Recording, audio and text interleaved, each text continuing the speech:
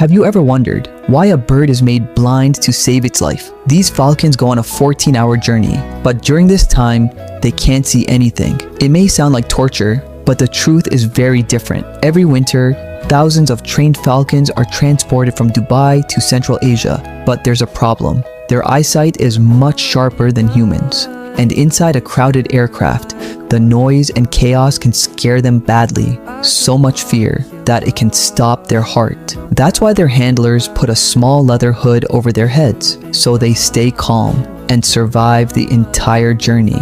Sometimes, what looks cruel is actually saving a life.